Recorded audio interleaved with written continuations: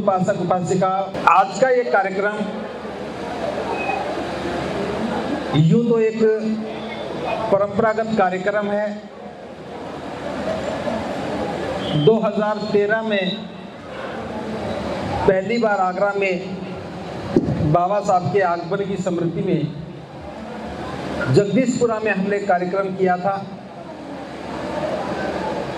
फिर 14 में एक बड़ा कार्यक्रम हुआ। 2015 में स्टील पर बड़ा धर्मग्रंथ बना,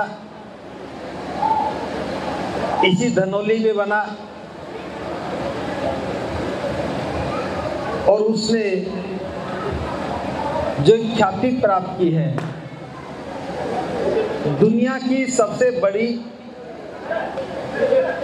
और भारी धातु पर बनने वाली पुस्तक अगर कोई है तो वो बुद्ध उनका धम्म ग्रंथ है, जो आपके यहाँ धनौली से बना और बाबा साहब के आगमन की स्मृति में बना। 15 के बाद 2016 में बाबा साहब की 125वीं जयंती मनाई।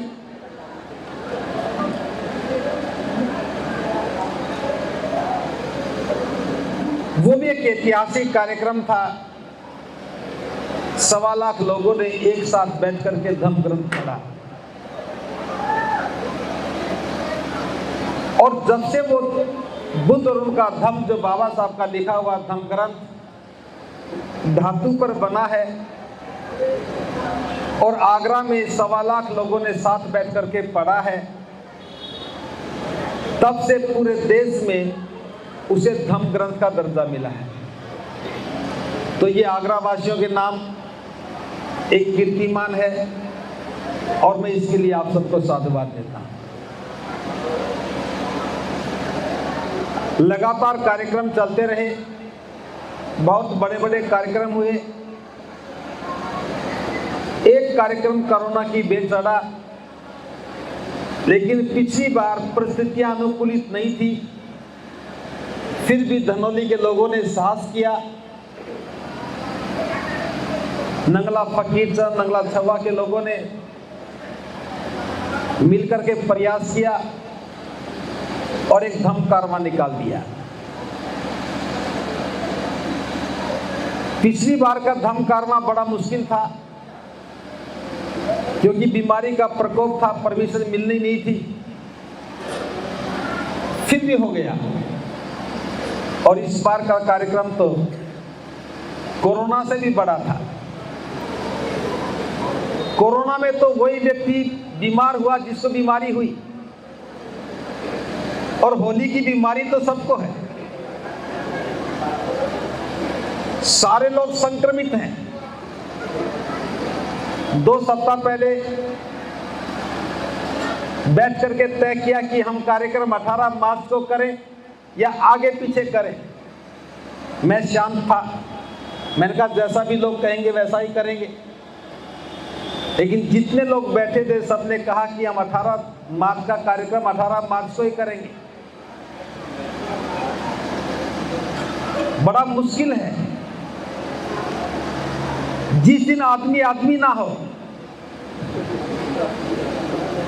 आज कोई भी आदमी आदमी नहीं है। जिस दिन किसी को पता ही नहीं है वो कर क्या रहा है। अगर किसी के मुंह के थोड़ा सा काला पीला रंग लग जाए, आदमी तुरंत धोता है, और यहां तो सबके मुंह काले पीले करते हैं और बड़े खुश होते हैं। वैसे कोई हमारे देश की बात नहीं है, दुनिया के हर देश में साल में एक दिन ऐसा कोई न कोई होता है जब आदमी पागल होता है। ऐसे दिन एक ऐसा कार्यक्रम करना जिसमें सारे लोग सफेद कपड़े पहनकर आने वाले हों, सोचना बहुत मुश्किल है। और एक कार्यक्रम और रख लिया कि सुबह सुबह हम लाल किला मैदान में जाएंगे, जहां बाबा साहब की प्रतिमा है, जिस मैदान में बाबा साहब आए थे, जहां से बाबा साहब ने संबोधित किया था, उसी प्रतिमा को पुष्प अर्पित करके हम रास्ते में आने वाली सभी प्रतिमाओं पर पुष्प अर्पित करेंगे। सोचा यह था कि 7 बजे शुरू करेंगे, 9 बजे वापस आ जाएंगे, लोग होली खेलेंगे, उससे पहले ही हम काम निपटा लेंगे, लेकिन ऐसा हम नहीं कर पाए। जब लोग खूब होली खेलने लगे तब हम पहुंचे। और मैं साधुवाद देता हूं सब लोगों को जो भले ही होश में नहीं थे, लेकिन किसी ने भी उस काफिले में चलने वाले व्यक्ति को ना तो गुलाल लगाया, ना उसने कपड़े गंदे किए, और हमें देख करके बाबा साहब और बुद्ध के नारे भी लगाए। बस्तियों में से, गलियों में से भी गुजरे। तो आज मुझे यकीन हो गया कि लोग साहस नहीं करते, जो साहस करते हैं उनके लिए कोई परिस्थिति गलत नहीं है, बुरी नहीं है। तो मैं आपको साधुवाद देता हूं समस्त आगरा वासियों को, लेकिन इसके साथ साथ कुछ जो बातें कह रहा हूं, एक पीड़ा भी है। आगरा का नाम कई रूप में है।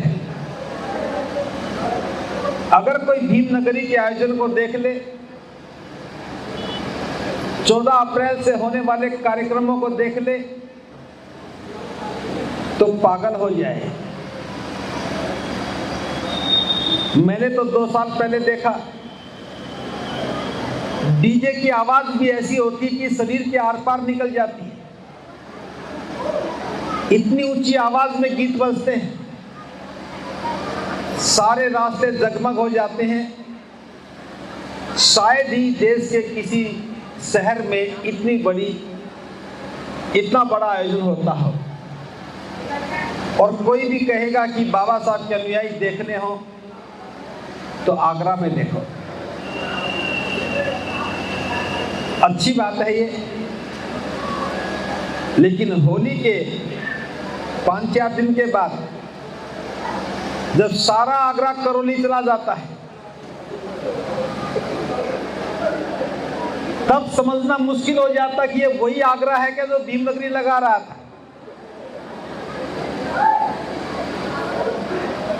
और मैंने तो होली भी पहली बार देखी,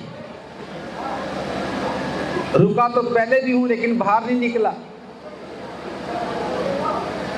सारा आगरा जितना बाबा साहब की जयंती मनाता उससे ज्यादा तो होली मनाता है। तो आगरा हर रोज बदलता है, होली में होली, करौली में करौली। लेकिन बात ऐसे बनने वाली नहीं है। मैं आपसे पूछ रहा हूं, हमारी पहचान क्या है? क्या बाबा साहब से हमारी पहचान है? होली के हुड़दंग से हमारी पहचान है? या भीम नगरी के आयोजन से हमारी पहचान है? और कुछ समझदार तो ऐसे भी निकले। मैं उस घटना का जिक्र तो नहीं करना चाहता, लेकिन समझदार लोगों के लिए कहना चाहता हूं। महिला दिवस के नाम पर महिलाओं को समझाया जाता है, नचाया नहीं जाता। यह गलत परंपरा जो आगरा में शुरू हुई, हमें उसे रोकना चाहिए और महिलाओं को भी इस बात का संज्ञान लेना चाहिए। महिला दिवस का मतलब है कि महिलाओं का अस्तित्व बने, उनकी पहचान बने, वो स्वावलंबी बने, उनका वजूद लोगों को नजर आने लगे और महिलाएं बता सके कि हम भी इस देश के निर्माण में अपनी भूमिका अदा कर रही हैं। इसलिए मैं बता रहा हूं,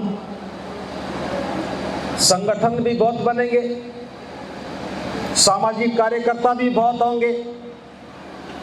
जिसकी मन में जो आए वही करने लग जाए, आगरा उसके लिए बहुत बढ़िया जमीन है।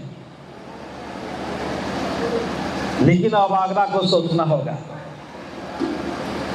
मैं दोबारा से आगरा के स्वभाव को जगाना चाह रहा हूं। उसके लिए एक कहानी सुना देता हूं, पहले भी सुनाई है, आज फिर सुना देता हूं, क्योंकि भूल भी जाते हो। ये बुद्ध के समय की बात है। राजा पसेंदी का कौशल क्षेत्र पर राज था।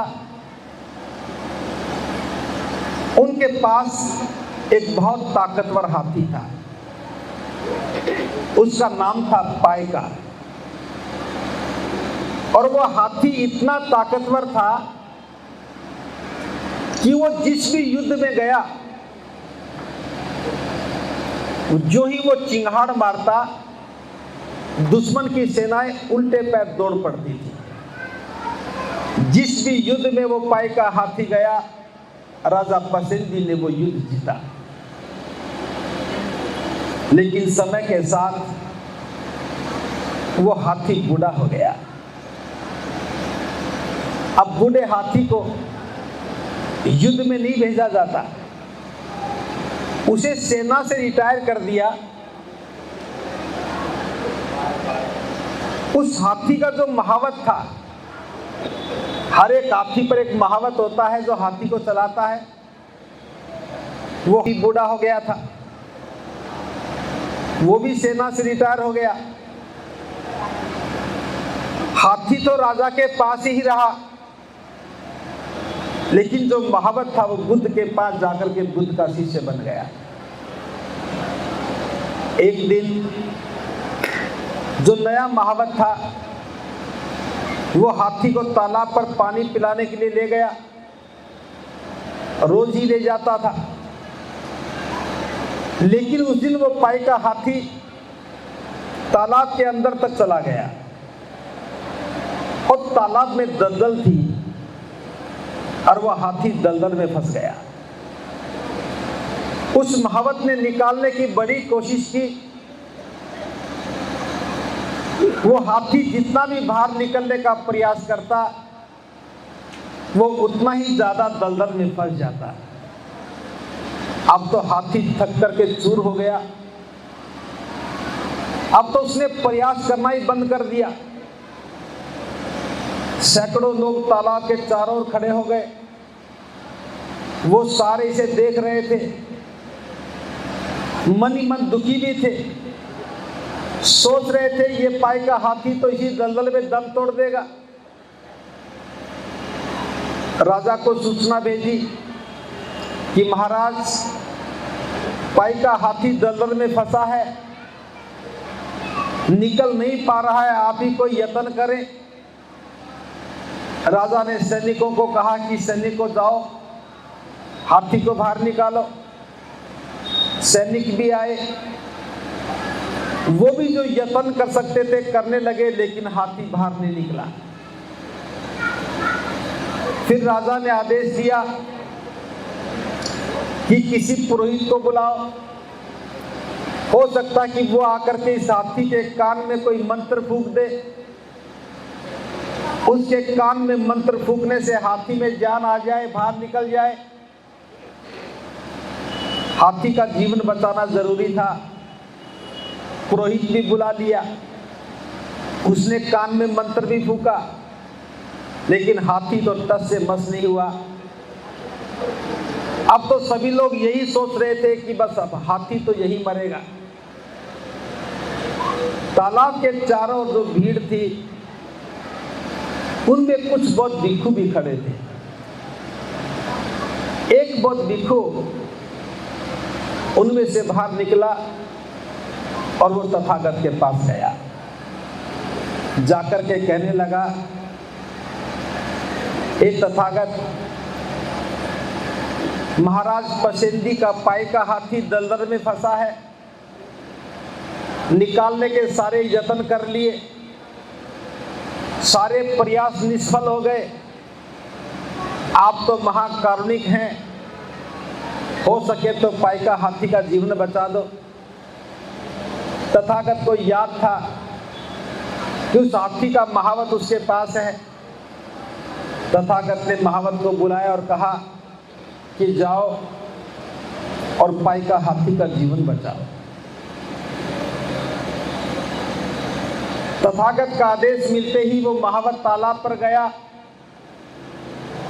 हाथी दलदल में फंसा था, चारों ओर सैकड़ों लोग खड़े थे, सारे दुखी थे। उस महावत ने जब ये दृश्य देखा तो जोर जोर से हंसने लगा। सारे लोग हैरान हो गए। पाइका हाथी दलदल में फंसा है, इसका जीवन खतरे में पड़ा है और ये महावत इसे देख करके हंस रहा है, लेकिन कोई कुछ नहीं बोला। थोड़ी देर के बाद उस महावत ने कहा कि सैनिकों, जाओ और जो बाजा युद्ध में बजता है, युद्ध में जो रणभेदी बजती है, उसे लेकर के आओ।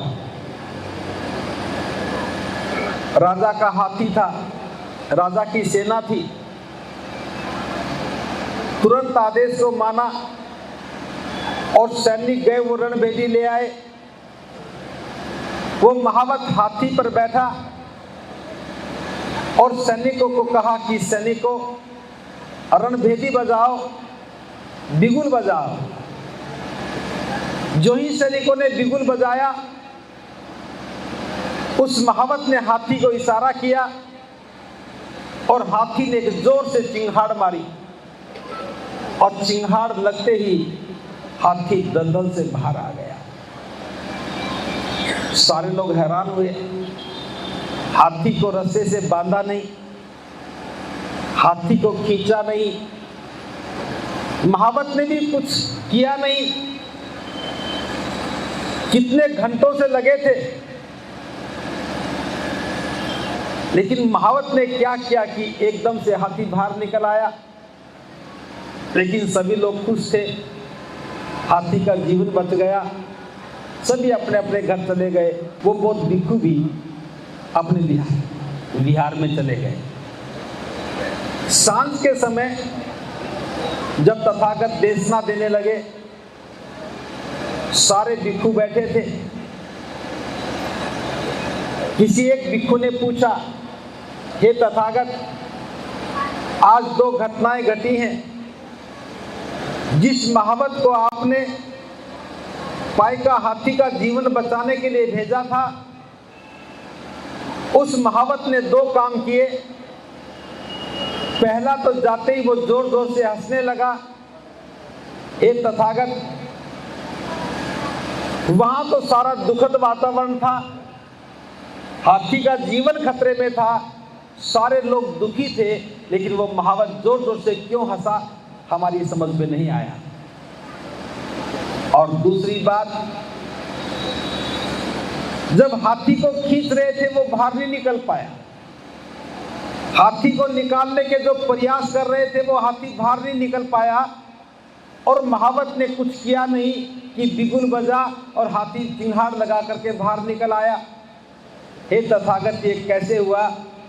अगर आप हमें समझा दें तो बड़ी अनुकंपा होगी। प्रबुद्ध उपासक उपासिकाओं, ध्यान से सुनो। तथागत ने कहा, भिक्षुओं, उस हाथी को दलदल में फंसा देख करके वो महावत इसलिए हंसा कि जब वो हाथी जवान था, वो तालाब में कितना भी गहरा जाकर के नहा सकता था, लेकिन वो हाथी बूढ़ा हो गया था। उसे समझदार होना चाहिए था। बुढ़ापे में इतनी ताकत नहीं बचती कि वो दलदल से बाहर निकल जाए। उसे किनारे से पानी पीना चाहिए था। लेकिन कई बार जब बुढ़ापे में जवानी के व्यसन जाग जाते हैं तो आदमी ऐसे ही दलदल में फंस जाता है और उसकी मूर्खता पर सभी लोग हंसते हैं। जब बुढ़ापे में जवानी के व्यसन जाग जाते हैं तो ऐसे ही व्यक्ति दलदल में फंस जाता है, मौत के मुंह में चला जाता है, और ऐसी अवस्था देख करके सभी लोग हंसते हैं। इसलिए वो महावत आशा कि इस हाथी को उम्र के साथ समझदार होना चाहिए था, लेकिन ये नासमझ हो गया। दूसरी बात, उस महावत ने एक ही काम किया, सैनिकों को कहा कि सैनिकों बिगुल बजाओ। जो ही सैनिकों ने बिगुल बजाया, उस महावत ने हाथी को इशारा दिया और हाथी ने समझा कि युद्ध शुरू हो गया, सामने दुश्मन है, युद्ध शुरू हो गया, अब मुझे लड़ना है। और हाथी ने जोर की चिंगाड़ दी और उसी चिंगाड़ के साथ एक क्षण के लिए सारी ऊर्जा इकट्ठी हो गई और वह हाथी दलदल से बाहर निकल गया। ये देखो, उस महावत ने उस हाथी का स्वभाव जगाया।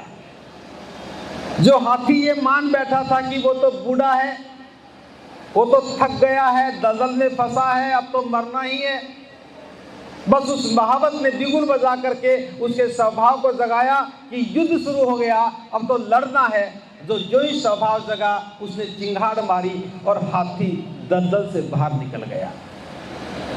देखो, तुम मेरे सैनिक हो और मैं तुम्हारा महावत हूं। तथागत ने कहा कि देखो, तुम मेरे सैनिक हो, मैं तुम्हारा महावत हूं, जाओ तुम भी बिगुल बजाओ। और तुम बिगुल बजाओ, मैंने इशारा दे दिया है, ताकि और जो दलदल में फंसे हैं वो एक झटके के साथ बाहर निकल जाएं।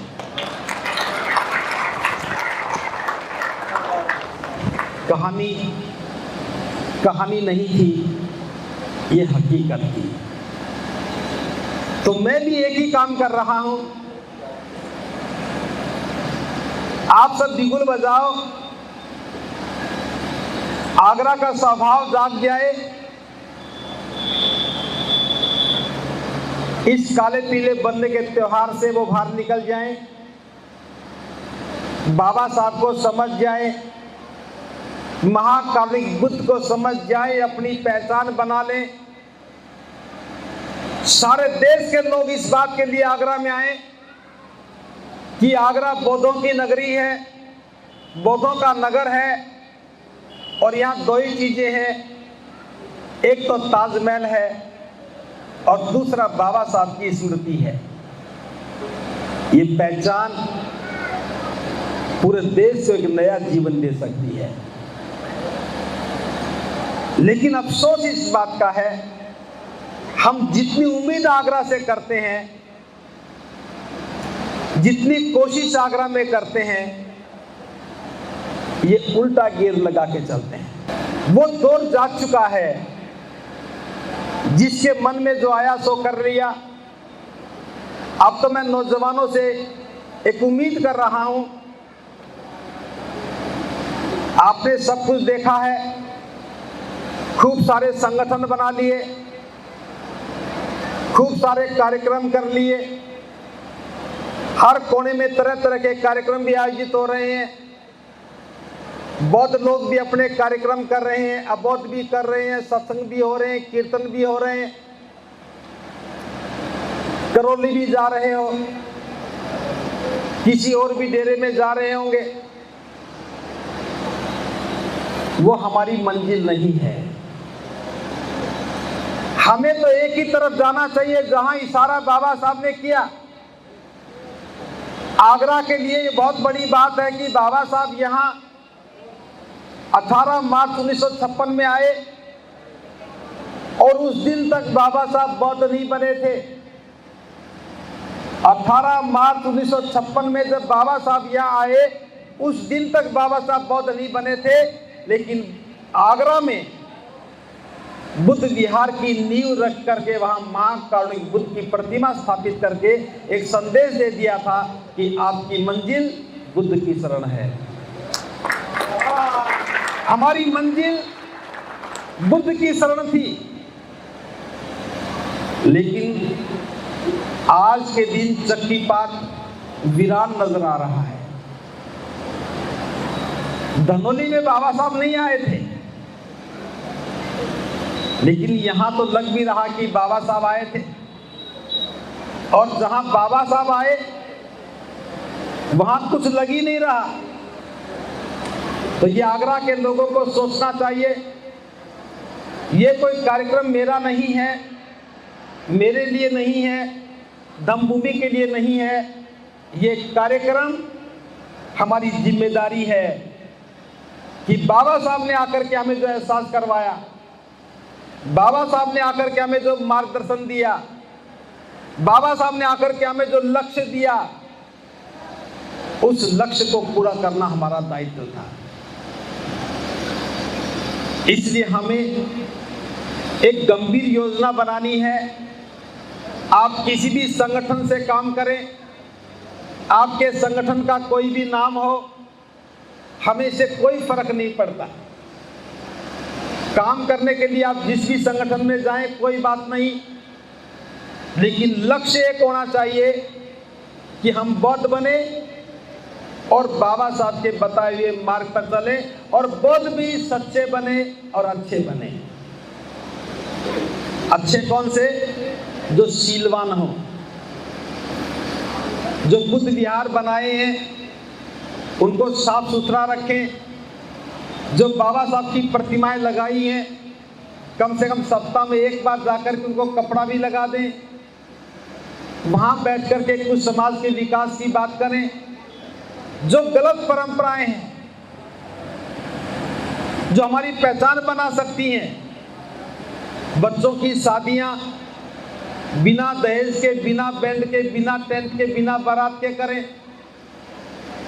क्योंकि आगरा की बर्बादी, जो पैसे की बर्बादी है, वो विवाह शादियों के नाम पर है।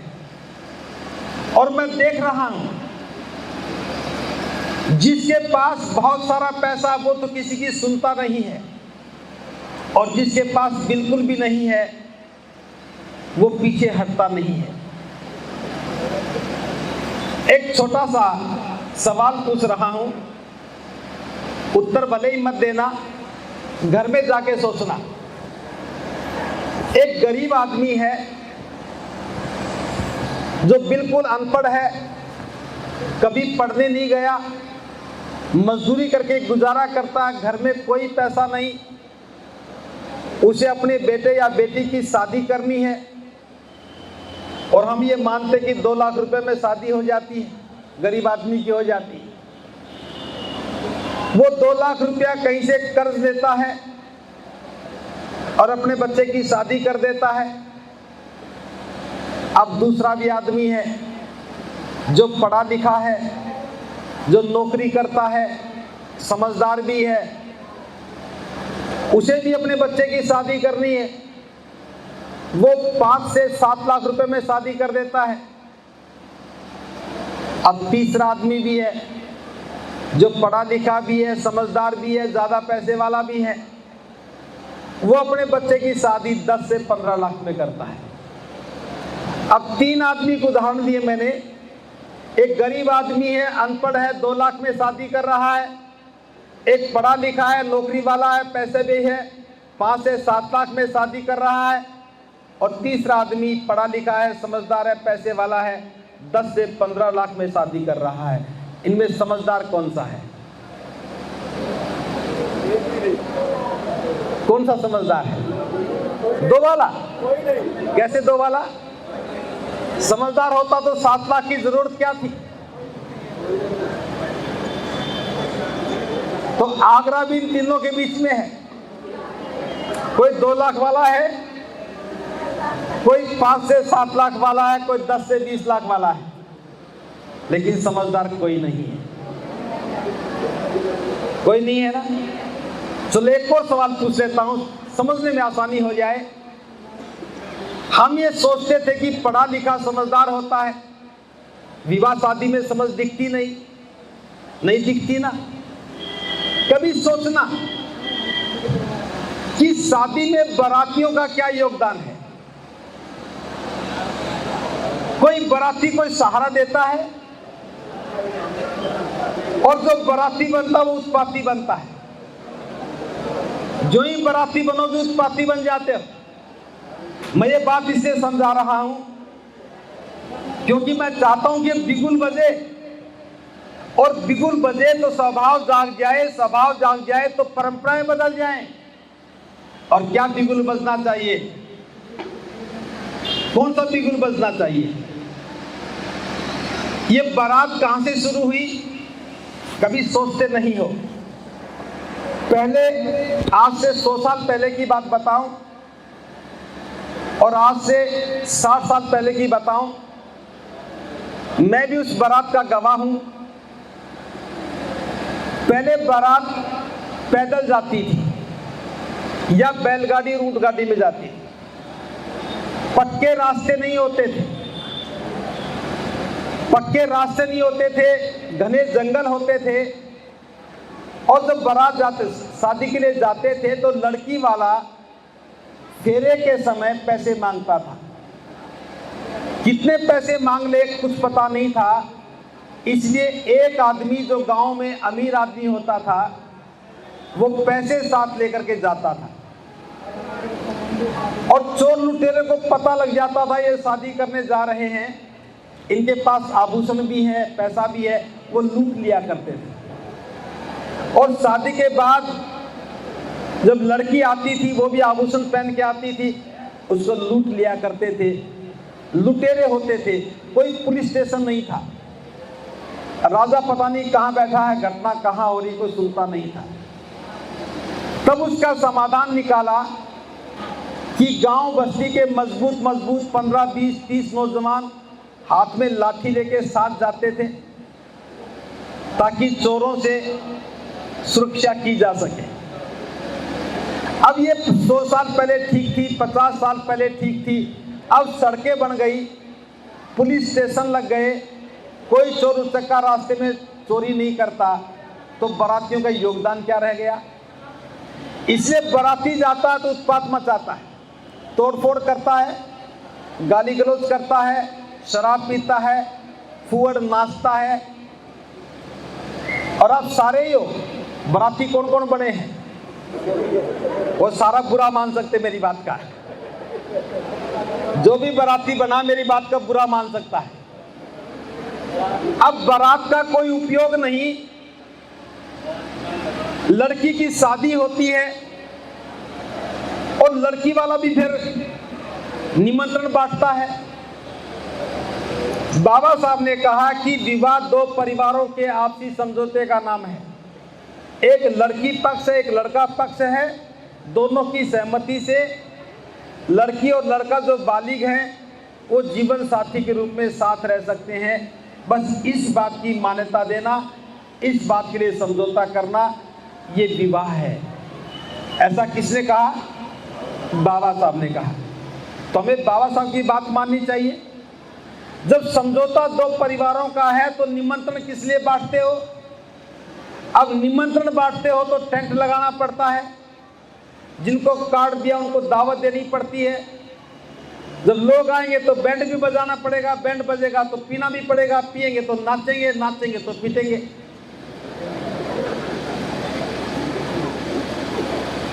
कोई भी बारात आए, अगर नाच देखने वाले नहीं हो तो कोई नाचेगा नहीं।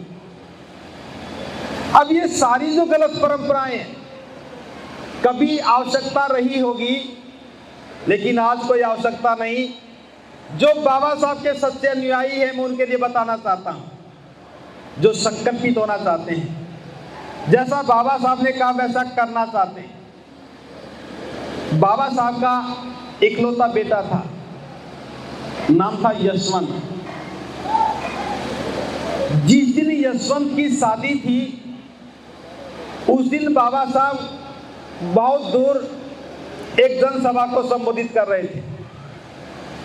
तो पत्रकार ने पूछ लिया कि बाबा साहब आज तो आपके बेटे की शादी है, आपको तो वहां होना चाहिए था,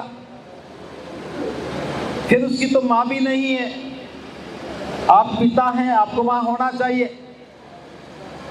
तब जानते हो बाबा साहब ने क्या कहा? बाबा साहब ने कहा, मैं जानता हूं जिसकी शादी है उसे वहां होना चाहिए, जिसकी शादी है उसे वहां होना चाहिए।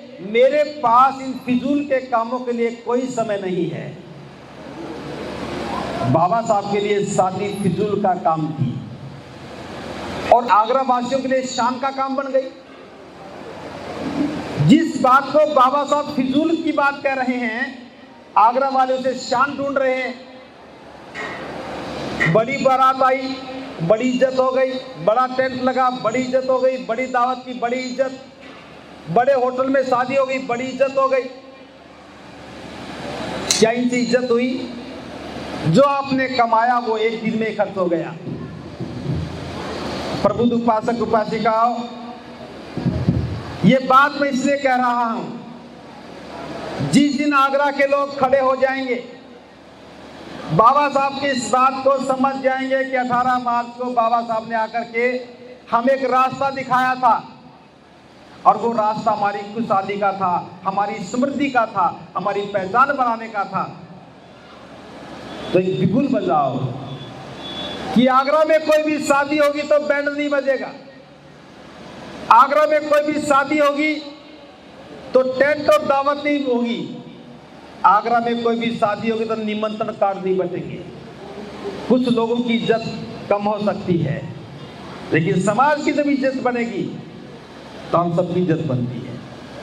आपके एक निर्णय के साथ इस देश का, इस समाज का प्रत्येक गरीब आदमी निश्चिंत हो जाएगा। उसे सोचना नहीं पड़ेगा कि मेरी बेटी जवान हो गई तो मैं शादी कैसे करूंगा। उसे सोचना नहीं पड़ेगा कि मेरा बेटा जवान हो गया तो मैं शादी कैसे करूंगा। एक एक आदमी जो कर्जदार बन रहा है, आपके एक निर्णय के साथ वो कर्ज से मुक्त हो जाएगा। और जब पैसा बचेगा, आपके पास पैसा है, फिजूल में खर्च होने से बच गया, उस पैसे से आप कारखाना खोलिए, उस पैसे से बच्चे के लिए कारोबार खोलिए और आप अपने बच्चे को, अपने दामाद को कारोबारी बना दोगे। अगर पैसा खर्च करना है तो मकान बनाने में पैसे खर्च कर दीजिए, वो आराम से शाम के साथ अपने मकान में सोया करेगा। लेकिन यह मकान तो बनाए नहीं, रात को टेंट लगाया, सुबह उखड़ गया, रात को इज्जत थी, सुबह मिट्टी में मिल गई और फिर कर्जदार हो गए। एक तो इस परंपरा को रोकना है। जिसकी समझ में आ जाए वो मेरी बात का समर्थन करे, जिसकी समझ में नहीं आए उनके लिए इंतजार करें। दूसरी बात, जहां जन्म है वहां मृत्यु भी है और ये मृत्यु स्वाभाविक है, सबको मरना है।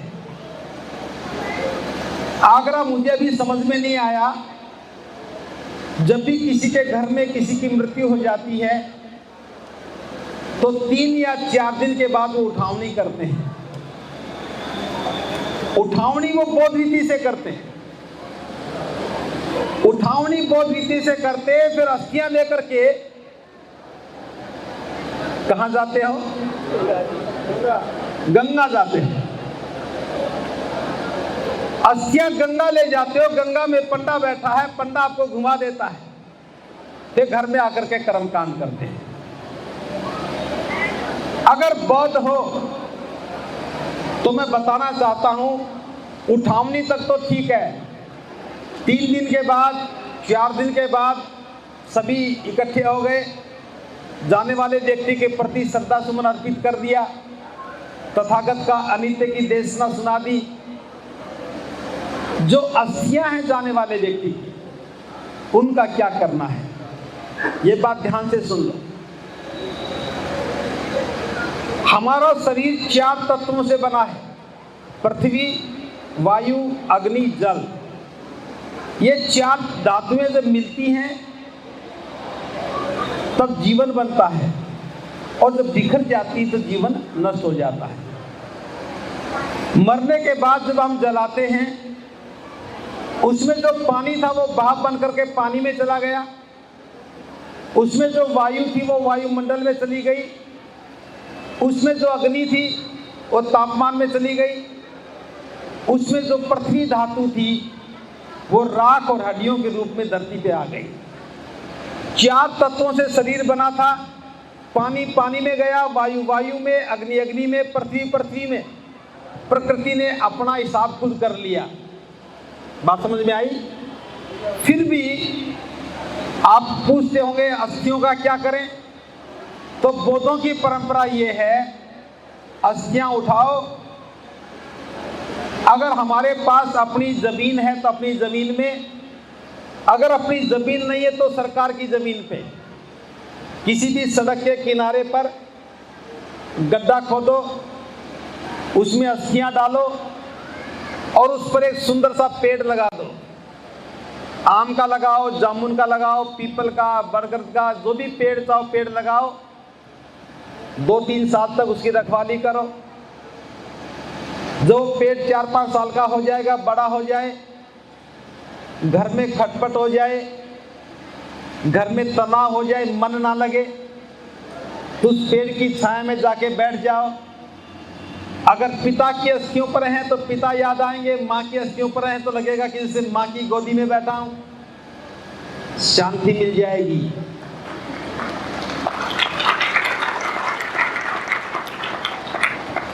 अगर फलदार पेड़ लगाया और फल लगाए, जामुन लगे, आम लगे, जो भी लगे, आप घर में लेके आओगे तो बताओगे बच्चों ये तुम्हारे दादाजी ने दिए हैं, ये तुम्हारी दादी जी ने फल दिए। और कभी कभी बच्चों को ले जाओ, बताओ कि ये पेड़ लगा है ये तुम्हारे दादाजी के अस्थियों पर लगा, दादी जी के अस्थियों पर लगा है।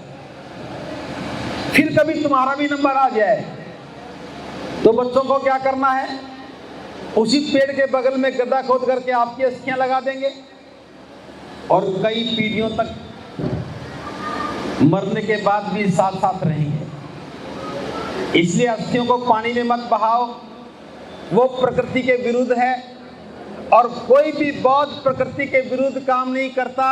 अस्थियां पृथ्वी धातु हैं, वो पृथ्वी में रहनी चाहिए, पानी पानी में रहना चाहिए, अब वायु वायु में, तापमान तापमान में। अगर ये शुरुआत कर दो। अभी सासनी में मैं परसों ही गया था। मान्यवर साहब काशीराम जी का बहुत पुराना अनुयायी, समर्पित कार्यकर्ता था। चुनाव परिणाम के बाद सदमे में आ गया, दुनिया से चला गया।